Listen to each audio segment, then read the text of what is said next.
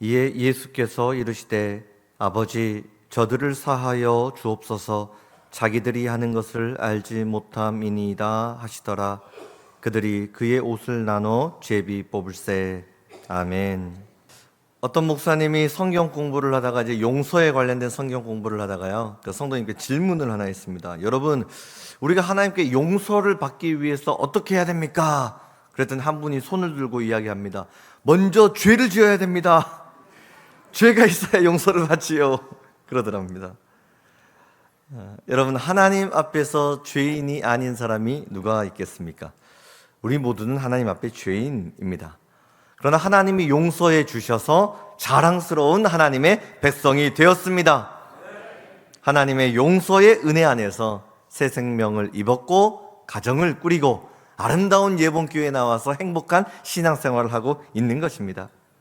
그리고 우리가 이 땅에서 삶이 마무리될 때에 하나님의 용서하심의 은혜 가운데 천국의 문이 활짝 열려지게 되는 줄 믿으시길 바랍니다. 우리는 그렇게 살아가는 겁니다. 용서 은혜 누리고 용서의 축복을 받고 사는 것입니다. 제가 언젠가 한번 소개한 글이지만 어찌 보면 우리 일상 삶 속에서 누릴 수 있는 사소한 용서의 일이었지만 감동이 된 신문 기사가 있었습니다. 긁을 수도 있지 그냥 가세요, 외제차의 여유, 어떤 이런 신문 기사였습니다. 주차장에서 차를 빼다가 옆에 주차되어 있는 차를 긁었나 봅니다. 그래서 차주에게 연락을 했더니 이렇게 문자가 옵니다. 예배 중입니다. 문자로 주세요. 문제가 없으면 그냥 가도 됩니다. 그래서 그래도 나중에 또 돌변해서 신고하면 골치 아파지니까 사진을 찍어가지고 또 보냈어요. 그랬더니 길게 이렇게 답장이 왔어요. 많이 놀라셨죠? 괜찮으시죠? 그리고 스크래치는 오래된 것이 아니고 새로 생긴 것이기는 하네요. 제 차는 올해 4월 중순에 앞 범퍼를 같은 아파트 입주민이 심하게 박아서 수리받고 5월 초에 나왔습니다. 그리고 약간 긁힌 것은 개의치 않으니 그냥 타도 상관없어요. 바퀴나 범퍼가 떨어진 것이 아니면 히응히응. 제 생각에 나중에 집사님 차 어느 분이 혹시 살짝 긁으시면 상황에 따라 다르겠지만 조금 봐주시면 어떨까 합니다. 수고하세요. 이렇게 마무리를 했어요. 집사님이라고 하는 표현, 예배라고 하는 이 기록을 보면 교회를 다니시는 분처럼 보입니다. 믿는 사람이 문제와 갈등을 어떻게 해결해 가야 하는가 잘 보여주지 않습니까? 저 신문 기사에 많은 응원의 댓글이 달렸습니다. 말 한마디 한마디가 멋집니다. 아무리 생각해도 나는 저렇게 못할 것 같은데 믿는 사람이라 다르네요. 배우게 됩니다. 나이가 들어갈수록 여유 있고 너그러운 사람이 돼야겠다고 저도 다짐해 봅니다. 여러분, 살맛 나는 세상을 만들기 위해 한 가지 필요한 것이 있다면 용서입니다. 용서는 위대한 힘을 가지고 있습니다. 용서는 깨어진 관계를 회복하는 능력입니다. 또한 용서의 은혜는 나도 용서를 베푸는 사람이 되겠습니다. 변화시키는 능력을 주는 것입니다. 자, 용서를 하게 되면 하늘의 평안이 마음에 채워지다 보니 마음이 평안하니까 나의 인격이 성숙해집니다. 내 인생에 풍성한 은혜가 채워지는 것, 이게 용서입니다. 기독교의 진리를 한 단어로 표현하면 용서입니다. 십자가에서 보여주는 은혜, 용서입니다. 십자가에서 용서를 지워버리고 나면 저 십자가는 그냥 의미 없는 나무 토막에 불과한 것입니다. 누구나 교회에 처음 나오면 하나님의 용서를 경험합니다. 하나님의 용서 안에 성도가 되는 것입니다. 또한 하나님의 용서하심의 은혜로 세례를 받고 천국 백성이 되고 이 땅에서 내 인생의 삶을 마감할 때 용서의 문을 지나서 천국의 문으로 들어가게 되는 것입니다. 하나님은 예수님을 이 땅에 보내실 때 용서의 드라마를 어떻게 구상할까? 이 용서의 드라마를 완성하기 위해 예수님을 보내주셨습니다. 예수님의 인생을 크게 네 막으로 나눠 볼 수 있습니다. 제1막, 예수님께서 하나님과 동등됨을 취하기를 버리시고 육신을 입고 이 땅에 오셨습니다. 제2막, 제자들과 3년 동안 살면서 용서의 복음을 가르치셨습니다. 제3막, 용서를 실천하십니다. 사람들의 인류의 모든 죄를 대신 짊어지고 십자가에 달려 죽으십니다. 용서의 실천이었습니다. 그리고 제3막, 예수님은 용서를 완성하시기 위해 부활하시고 승천하셔서 지금도 하나님 보좌 우편에서 지금도 용서의 역사를 펼쳐가고 계십니다. 그래서 이 강단은 하나님의 용서를 선포하는 강단입니다. 설교자는 하나님의 용서의 말씀을 대언하는 사람일 뿐입니다. 그리고 교회는 용서의 은혜를 전하는 곳, 이곳이 교회입니다. 용서의 능력을 잃어버린 성도들이 성전에 달려나올 때 용서의 은혜를 경험하고 용서의 능력을 받는 곳, 이곳이 교회라고 하는 것입니다. 오늘 십자가 위에서 외쳤던 예수님의 말씀을 우리는 다시 기억할 필요가 있습니다. 아버지, 저들을 사하여 주옵소서. 자기들이 하는 것을 알지 못함이니이다. 이 말씀은 용서의 선언이며 용서의 완성입니다. 예수님 십자가에서 억울하게 끔찍한 고통을 당해야 했습니다. 그런데 예수님 자신을 조롱하고 배신해버린 그 사람들을 위해 용서를 선언하고 있습니다. 왜 그렇습니까? 예수님은 이 땅에 용서를 선포하기 위해 이 땅에 오셨기 때문입니다. 그래서 우리가 바라보는 십자가는 용서의 절정이며 용서를 완성하는 자리, 이것이 십자가입니다. 여러분, 지난주 설교 제목을 기억하십니까? 괜히 여쭤봤습니다. 용서해 놓고 기다리신다, 이거였습니다. 하나님은 나의 죄를 용서해 놓고 기다리시는 하나님, 그 크신 하나님의 은혜를 입고 살아가는 사람이 우리 아닙니까? 그 은혜를 입고 살았다면 우리 역시 용서를 선포하며 살아가야 하는 것입니다. 그래서 오늘 말씀 제목이 용서 안 할 권리 내겐 없다. 용서 안 할 권리 내겐 없다. 내가 먼저 용서를 받았기에, 예수 용서의 사랑으로 살아났기에, 그 예수 능력 붙잡고 살기에 용서 안 할 권리는 나에게는 없다는 것입니다. 2주 연속 용서와 관련된 말씀을 드리고 있습니다. 왜 그럴까요? 용서가 어렵기 때문입니다. 우리 인간이 살아가면서 가장 풀 수 없는 문제, 용서 아닙니까? 해결할 수 없는 문제, 용서 아닙니까? 그런데 내가 지금 용서의 은혜를 체험하고 살아간다 하는 것은 이 땅에서 해결이 불가능한 그 은혜를 누리고 살아간다, 이것입니다. 만약 내가 용서를 선포하고 살아간다면 세상에서는 있을 수 없는 기적 같은 그 일들을 내가 실천하며 살아가고 있다 하는 것입니다. 여러분, 우리가 이 땅을 살아가다가 오해를 당할 때가 있습니다. 억울한 일들 참으로 많이 있죠. 근데 어떻게 그 상대방을 용서할 수 있습니까? 내 가슴에 못을 박고 상처를 주고 떠나버린 그 사람을 어떻게 용서할 수 있단 말입니까? 그래서 우리 주변을 보면 용서하지 못해서 괴로움을 당한 사람들이 너무나 많이 있습니다. 그런데 이상한 것이요, 내가 누군가를 미워하고 내가 누군가를 용서하지 않잖아요. 그러면 고통을 당하는 사람이 누굽니까? 나만 아파요. 나만 괴로워요. 밤에 누군가 미운 생각이 딱 나면 밤새도록 잠 못 자고 고통당하는 거, 누구만 고통을 당합니까? 나만 고통을 당해요. 나만. 내 인생이 용서하지 못해버리면 저주의 삶이 된다는 것입니다. 여러분, 용서하지 못하고 용서를 받지 못하면 평안이 없습니다. 천국도 없는 것입니다. 미국에 메이어라고 하는 소년이 한 명 있었어요. 학교에서 왕따를 당해버립니다. 학교 폭력을 당해버립니다. 얼마나 폭력이 심했든지 우울증에 걸리고 밥을 못 먹어요. 살이 다 빠져서 애가 죽게 생겼습니다. 엄마가 안 되겠다 싶어가지고 아들을 데리고 등산을 갑니다. 높은 산에 올라가요. 산 정상에 오르니까 아무도 없잖아요. 야, 메이어, 너 괴롭혔던 그 못된 친구 누구냐? 이름 부르면서 우리 욕이나 실컷 해보자. 근데 아들이 말을 안 해요. 엄마가 먼저 시범을 보입니다. 그 친구 이름 맞지? 아무개야, 이 나쁜 놈아, 나쁜 놈아. 엄마가 막 소리를 쳐요. 그 말을 들으니까 아이 마음에 울분이 터져 나와가지고 아이도 막 나를 때렸던 친구 생각하면서 이 못된 놈아, 이 강단이가 어렵네. 아무튼 나쁜 놈아 이러면서 나는 너를 미워한다 막 이렇게 욕을 막 하는 거예요. 엄마가 소리 지르니까 더 크게 나는 너를 미워한다. 그러자 산에서 메아리가 쳐가지고요, 미워한다, 미워한다, 미워한다, 미워한다, 이 소리가 막 들리는 거예요. 나는 너를 저주한다 했더니 저주한다, 저주한다, 저주한다, 이 소리가 들려요. 엄마가 아들한테, 아들아, 욕은 실컷 했으니까 이제 축복 한번 해보자. 아무개야, 나는 너를 축복한다 했더니 온 산에 축복한다, 축복한다, 축복한다, 축복한다. 나는 너를 사랑한다, 사랑한다, 사랑한다, 사랑한다, 사랑한다, 사랑한다.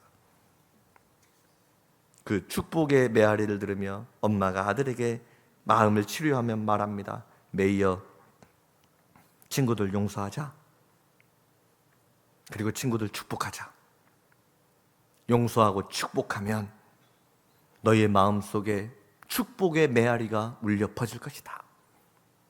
용서하고 사랑하면 사랑의 은혜가 네 인생을 감쌀 것이다. 너는 축복의 사람이 될 거야.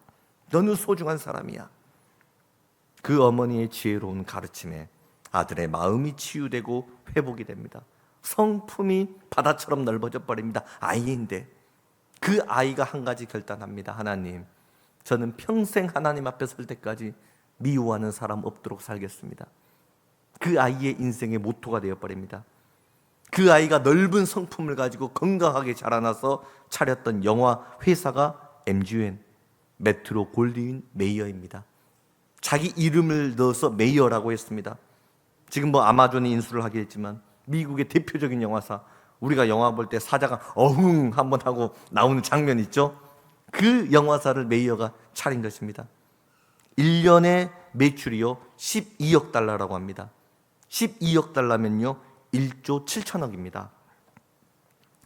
이게 조 단위가 너무 크니까 이게 감이 잡히질 않아서 이게 많은 돈인가? 전혀 감흥이 없는데 진짜 많은 돈입니다.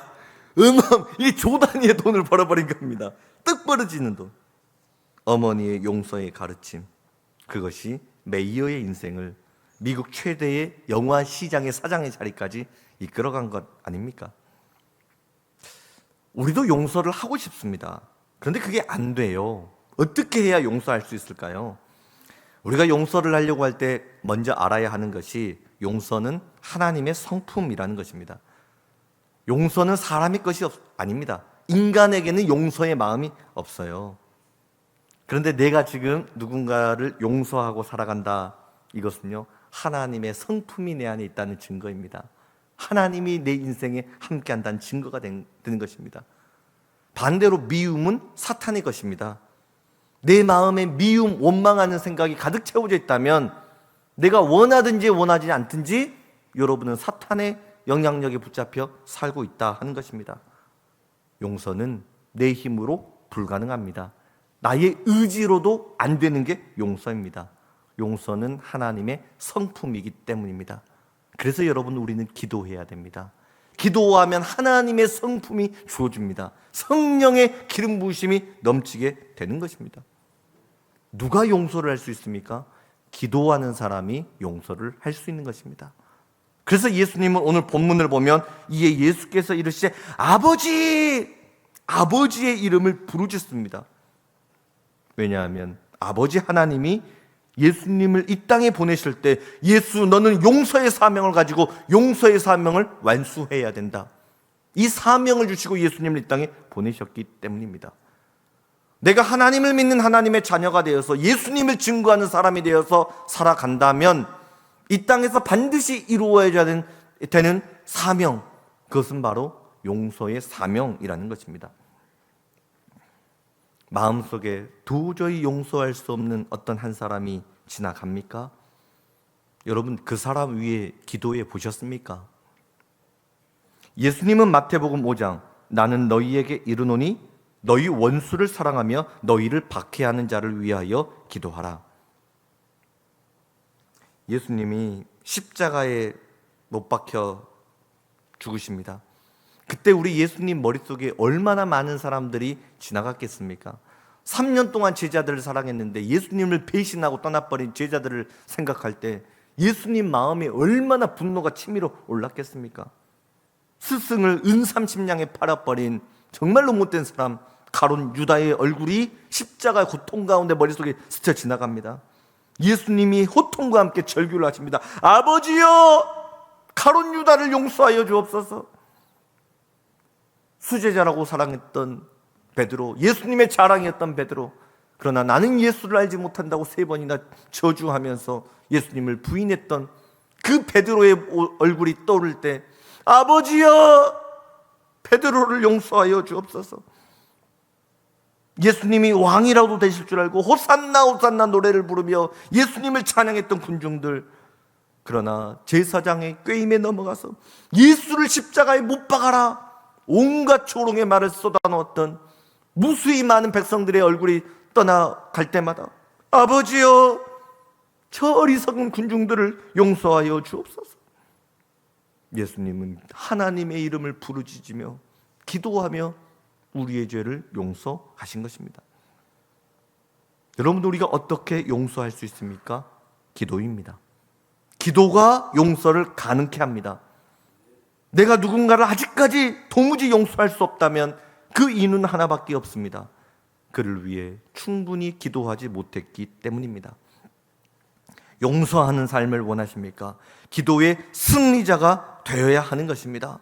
여러분, 우리가 기도할 때 하나님께서 용서의 성품을 부어 주시는 것입니다. 우리가 기도할 때 성령이 임재해 주시는 것입니다. 우리가 기도할 때 내가 할 수 없는 일을 하나님이 하실 수 있도록 용서의 은혜를 부어 주시는 것입니다. 기도하면 여러분의 심장이 예수의 심장이 되는 것입니다. 여러분이 기도할 때 여러분 입술 가운데 예수의 복음의 은혜가 여러분 입술 가운데 심겨지는 것입니다.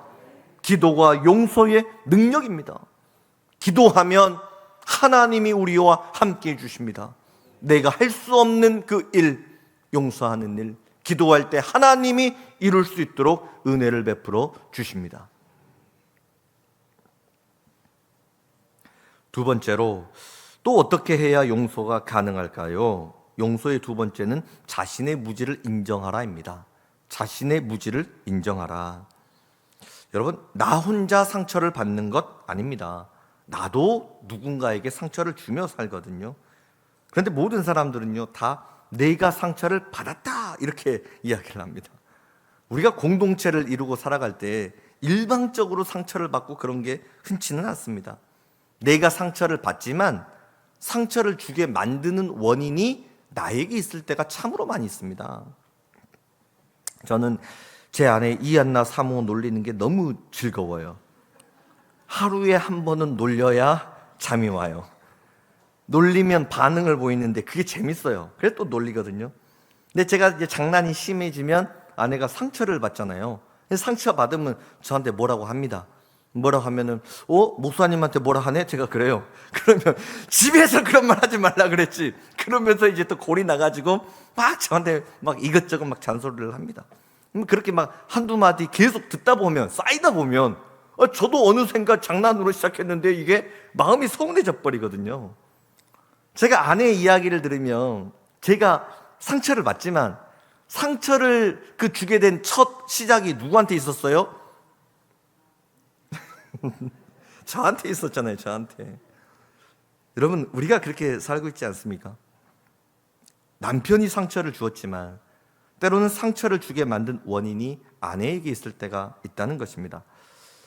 상처라고 하는 게 서로 왔다 갔다 합니다. 주고받습니다. 부모와 자녀의 관계도 마찬가지 아닙니까? 많은 자녀들은 나는 우리 부모한테 상처를 받았다 이렇게 이야기를 해요. 그런데 부모의 사랑을 온전히 충분히 받아들이지 못하고 불효하는 것은 자녀 아닙니까? 그런데도 자녀는 부모한테 상처를 받았다 이렇게 생각을 합니다. 여러분, 목회자와 성도의 관계도 마찬가지예요. 성도님들은 목사님한테 상처를 받았다고 생각해요. 그런데 목회자는요, 반대로 성도들한테 상처를 받았다고 생각을 합니다. 제가 앞에서 환하게 웃고 있지만 저도 상처가 많은 사람이에요. 매일매일 예수님 십자가 강물에 뛰어들어서 그걸 해결하고 살아가서 그렇지, 여러분, 목회자도 상처를 입고 살아갈 수 있다 하는 것입니다. 직장을 가보세요. 상사와 직원들을 보세요. 직원들은요, 부장님 때문에 상처받았다고 합니다. 아유, 이 꼰대 같은 부장님 상처받았다고 하죠. 부장님한테 가서 물어보세요. 야, 나 때는 안 그랬는데 세상이 많이 달라졌네. 야, 이 MG 문화 이거 어떻게 이해를 해야 되나? 야, 이렇게 달라질 수가 있나? 부장님들은요, 부하 직원 때문에 골머리를 낳는다고 이야기를 합니다. 세상 어디를 가든지 상처를 준 사람은 하나도 없어요. 근데 희한하죠? 상처를 받은 사람은 너무나 많아요. 그래서 이 지구촌이 어떻게 됐어요? 상처를 준 사람은 없는데 상처를 받은 사람만 우글우글 거리는 공동체. 이게 지구가 돼버린 것 아닙니까? 왜 그렇습니까? 우리 모두가 연약하기 때문에 그래요. 내가 무지한다는 사실을 인정하지 못하기 때문에 그렇습니다. 내가 상처를 준 사람이다. 다른 사람을 아프게 만든 장본인이다. 이 무지가 깨질 때 용서가 가능한 것입니다. 여러분, 이 시간에 한번 머리로 상상을 해봅시다. 2000년 전 십자가 골고다에 있어요. 예수님이 지금 십자가에 못 박히고 있어요. 군인 몇 명이 와서 예수님을 십자가에 못 박고 있어요. 그 예수님을 십자가에 못 박고 있는 군인들한테 여러분 한번 질문을 해봅시다. 지금 못 박고 있는 당신이 모질게 지금 못 박고 있는 이분이 누군지 아세요? 아, 나사렛 예수가 아닙니까? 아닙니다. 당신이 못 박고 있는 것은 당신의 구세주 하나님의 독생자 예수를 당신이 지금 못 받고 있다는 것입니다. 이 군인, 당신이 지금 하고 있는 일이 무슨 일인지 알고는 하고 있는 일입니까? 나는 로마의 군인입니다. 국가에 충성하고 있습니다. 누구도 사형수를 벌하기 싫지만 나는 나라를 사랑하기 때문에 언제나 그랬듯이 다른 사람이 가장 하기 싫어하는 그 끔찍한 사형의 일을 내가 함으로 나는 국가에 충성하고 있는 것입니다. 아닙니다. 당신이 사형을 집행하고 있는 이분은 하나님의 아들이십니다. 당신과 나의 죄를 걸머지고 내가 죽어야 할 자리에 지금 예수가 짓고 있는 것입니다. 당신을 구원할 유일한 구원자 예수, 그 예수를 당신이 알지 못하고 십자가의 못을 받고 옆구리에 창을 찔려 죽이고 있는 것입니다. 해서는 안 되는 끔찍한 저주를 당신이 지금 하고 있단 말입니다.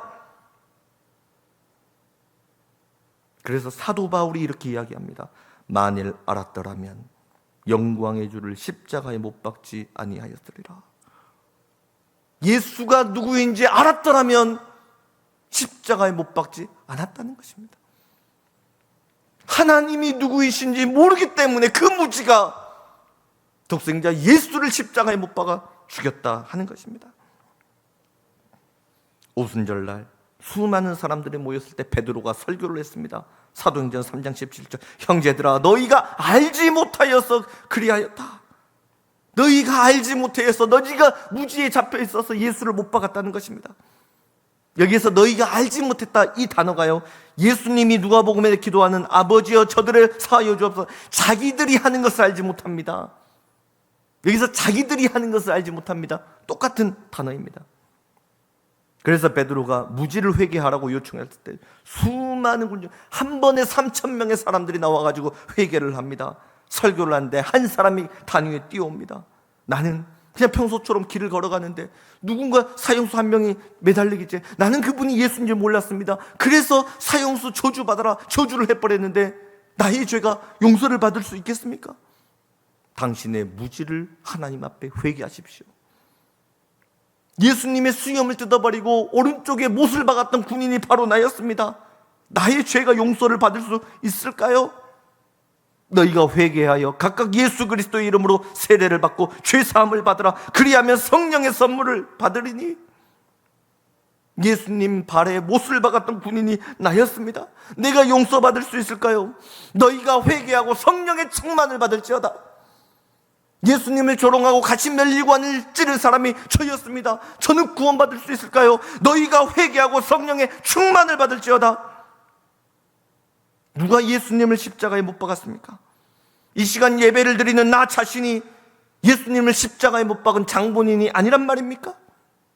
주여, 내가 무지하여 예수님을 십자가에 못 박았습니다. 날카로운 창으로 예수님 옆구리를 찌른 군인이 바로 저였습니다. 십자가의 끔찍한 고통과 저주를 안겨준 사람이 무지한 저였습니다. 주여, 이 죄인을, 이 무지한 죄인을 주여 용서하여 주옵소서. 우리가 이 믿음의 고백을 할 때에 하나님께서 우리에게 성령의 은혜를 부어 주시는 것입니다. 이 믿음의 고백이 있어야지만 예수의 죽음이 나의 죽음이 되는 것입니다. 이 믿음의 고백이 있어야지만 예수님의 부활이 나의 부활이 되는 것입니다. 우리의 무지를 회개하고 성령 충만을 받아야 되는 것입니다. 우리 함께 기도하며 회개하며 성령 충만의 주인공 될 수 있기를 주의 이름으로 축복합니다. 자, 이제 세 번째로 또 어떻게 해야 용서가 가능합니까? 용서의 세 번째는 하나님의 명령이라는 사실을 기억하는 것입니다. 여러분, 용서는요 권면이 아닙니다.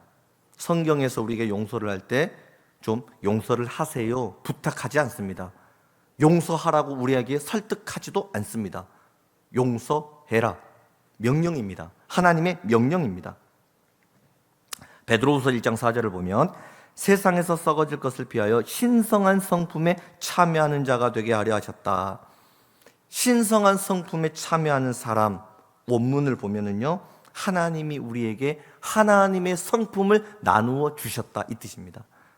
하나님의 성품, 용서하는 권능을 우리에게 주신 줄 믿으시길 바랍니다. 벌써 하나님이 나에게 용서할 수 있는 능력을 주셨기 때문에 그 능력을 믿고 용서하라 말씀하십니다. 여러분, 그럼에도 불구하고 상처와 아픔을 준 사람을 내가 어떻게 용서할 수 있단 말입니까? 우리가 감정을 따라가면 용서할 수 있는 사람 아무도 없습니다. 그러나 말씀에 순종하면 누구나 할 수 있는 게 용서입니다. 제가 며칠 전에 짧은 쇼츠 영상을 보는데 가정 예배 드리는 장면이 나와요.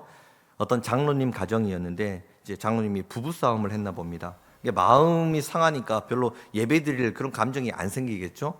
예배 드릴 시간이 됐는데 이제 아버지가 예배 안 오니까 딸이 조릅니다. 아빠 빨리 와서 예배 인도해야지. 아니야 의미가 없어. 이렇게 예배 드리는 거 의미, 너희나 예배를 드려. 딸이 막 부탁을 하는데 아버지가 막 아내 얼굴이 보기 싫으니까 안 오는 거예요. 그래도 딸이 계속 고민을 해가지고 결국 가정 예배를 드리게 되는 장면인데요. 우리 준비된 영상 잠깐 보겠습니다. 그래, 하자. 왜? 삐졌어? 아, 빨리 해. 아, 빨리 와. 같이 해. 아빠는 안 해. 아빠 빨리 오라고. 안 돼. 아빠. 저기 보고. 아이들 무슨 아, 빨리 와. 열심히 해. 아빠. 정신 차리고, 아빠. 맨날 아빠 기분 좋을 때만 말씀 얘기하지 말고, 아빠 기분 안 좋을 때도 말씀 계속 해야지. 뭐 하는 거야, 그래. 아, 이장모님 빨리 오시라고.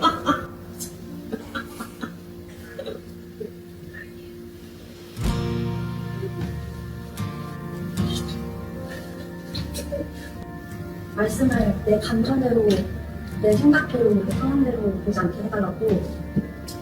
풀어야 할 마음으로 풀어야 할 생각들이 있다는 말씀을 하면서 은혜로 우리가 이걸 받아들이고 순종할 수 있게 하는 것같습니다.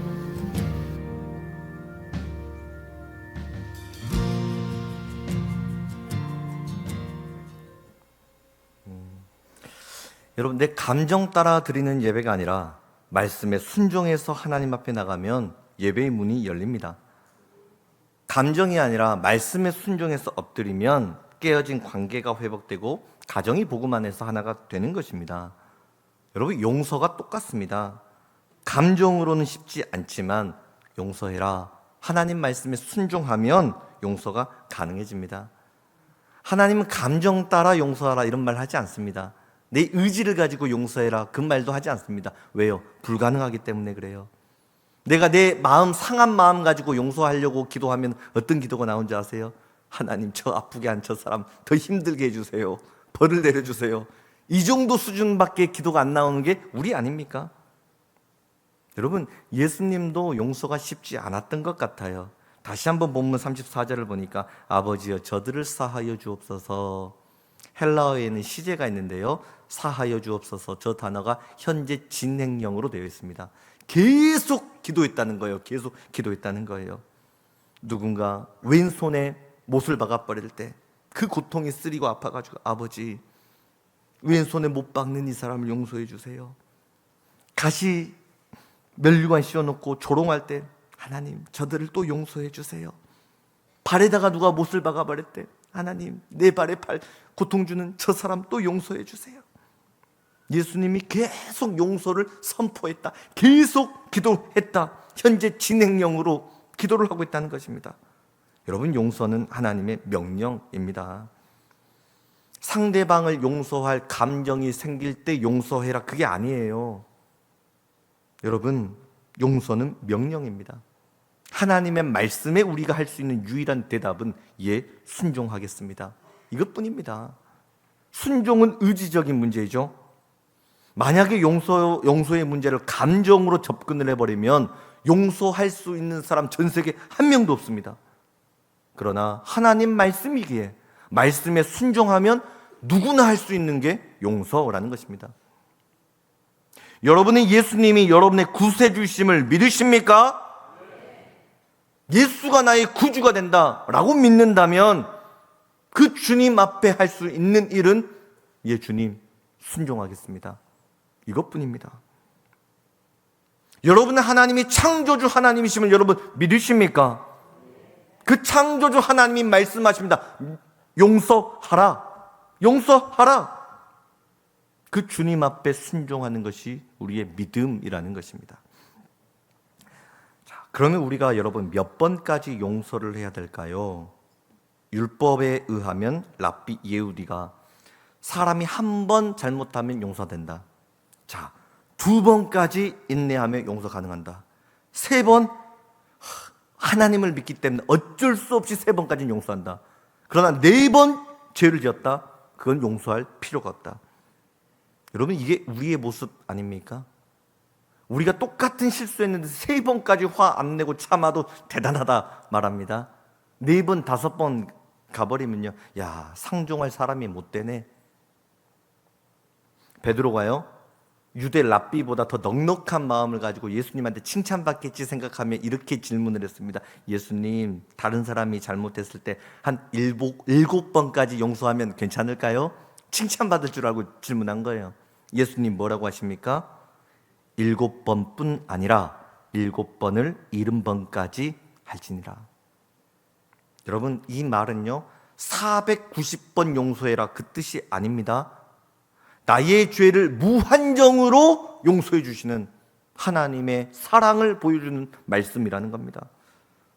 저는 이 말씀을 묵상하는데 이런 생각이 들었어요. 야, 만약에 내가 490번 똑같은 죄를 490번이나 하고 부끄러운 얼굴로 예수님 저 용서해 주세요. 그러면 진짜 예수님이 용서해 주실까? 여러분, 사람이 죄를 짓고 사는데요, 매일같이 새로운 창조적인 죄를 만들어서 짓는 사람은 없습니다. 10년 전에 했던 연약함 그거 오늘도 또 반복하고 있고요. 어제 했던 잘못 오늘도 반복하고 살고 있고요. 여러분이 태어나가지고 똑같은 죄 지었던 것 세어보세요. 490번만 되겠습니까? 1000번이 넘어갑니다. 10,000번이 넘어갑니다. 매일 똑같은 죄를 수도 없이 수십 번, 수천 번, 수만 번 반복하고 살아가는 거, 그게 우리 아닙니까? 근데 내가 하나님 앞에 엎드리면 나는 너희들이 490번 죄를 지어도 똑같은 죄를 1000번이나 지어도 용서를 구할 때마다 나는 무조건 너를 용서한다. 가증하다, 더럽다 말하지 않고 나는 무조건 너를 용서하리라. 이 어마어마한 하나님의 용서의 선언을 주시는 위대한 복음이 아니겠습니까?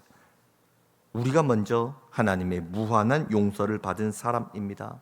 이게 십자가 은혜입니다. 지금은 아주 아름다운 자연 경관으로 관광지로 유명한 하와이 카우아우 섬이 있습니다. 그런데 1950년대에서 70년대만 하더라도 섬 주민 대다수가 범죄자였습니다. 알코올 중독, 마약 중독에 살아갔습니다.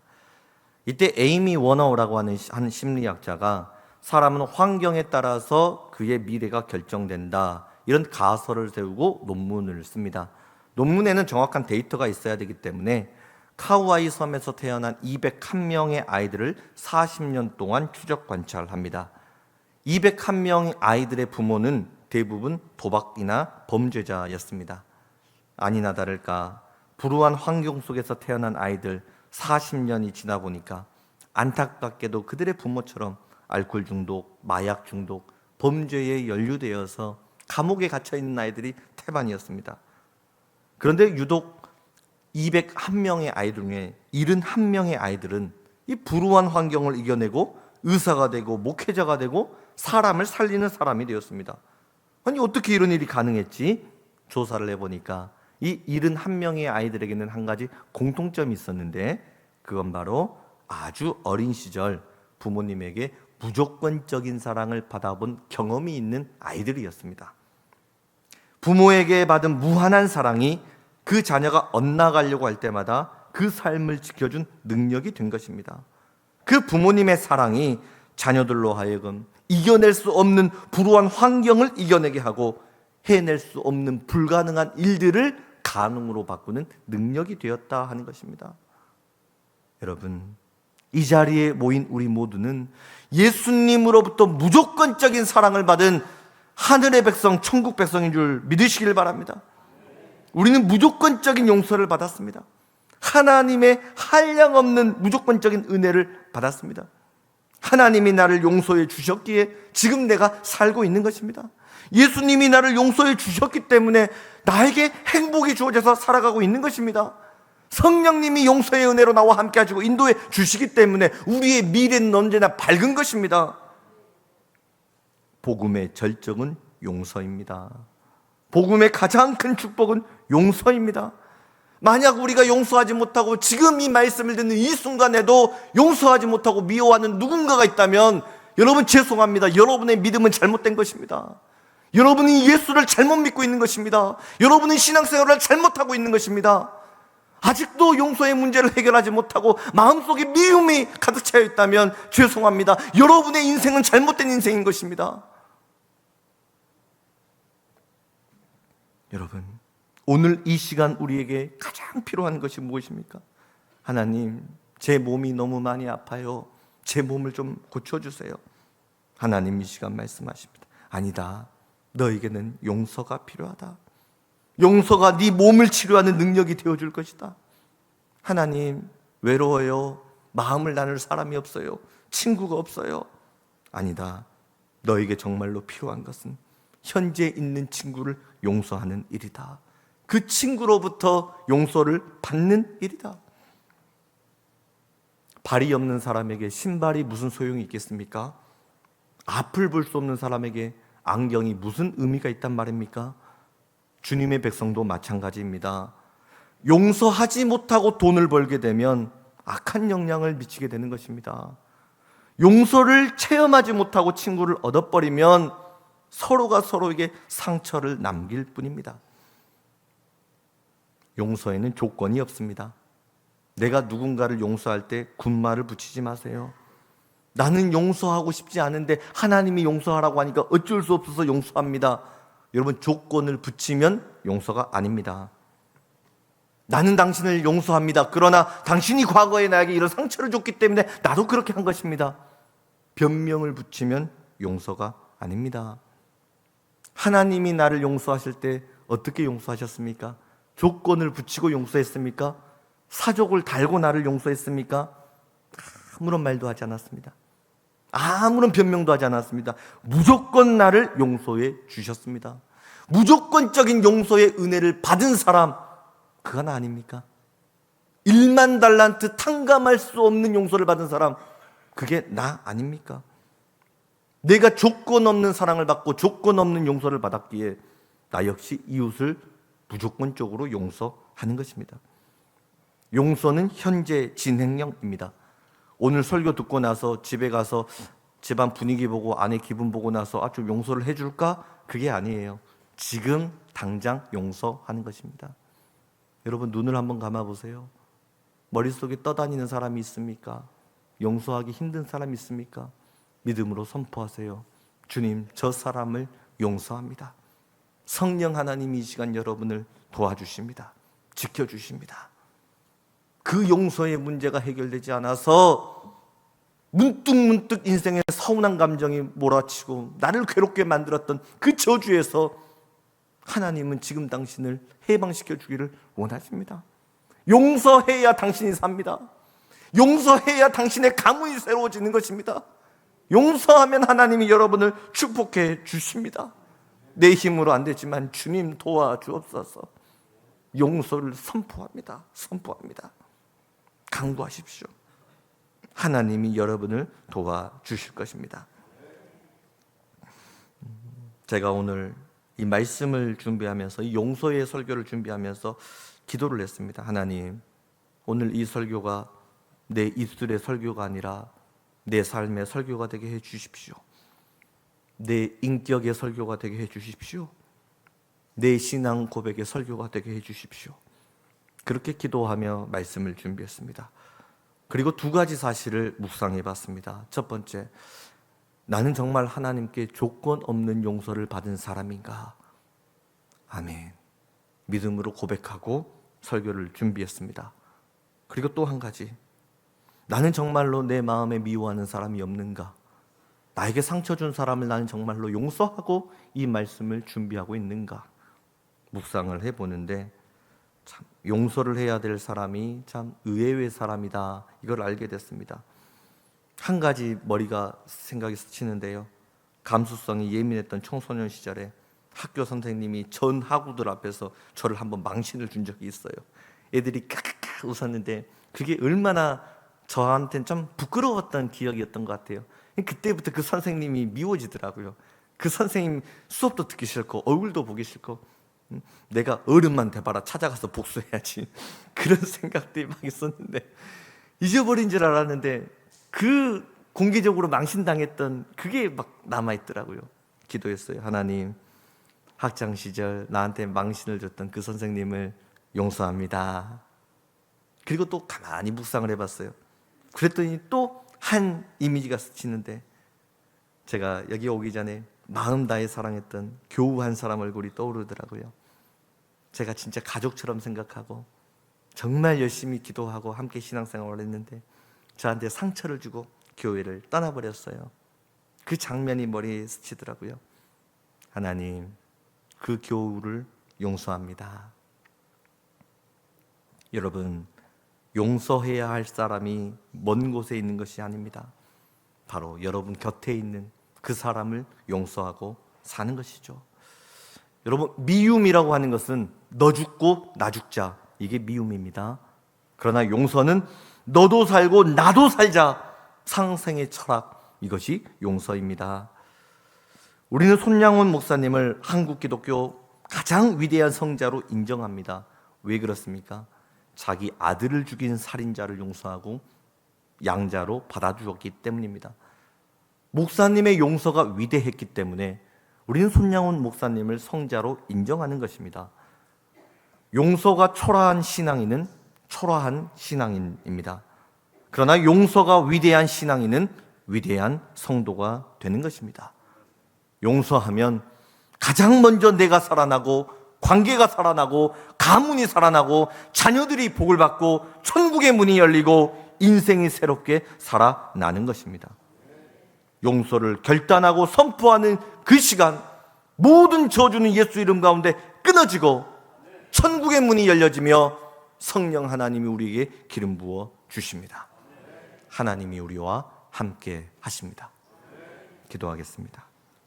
하나님, 아무런 자격도 없고 하나님의 자녀라 일컬음 받을 조건도 없지만 예수님 십자가 사랑으로 용서해 주시고 너는 내 아들이다, 내 딸이다, 주의 백성 삼아 주셔서 감사합니다. 그토록 크신 용서의 은혜를 받고 살아가지만 용서하지 못해서 괴로워하고 살아가는 우리를 주여 긍휼히 여겨 주옵소서.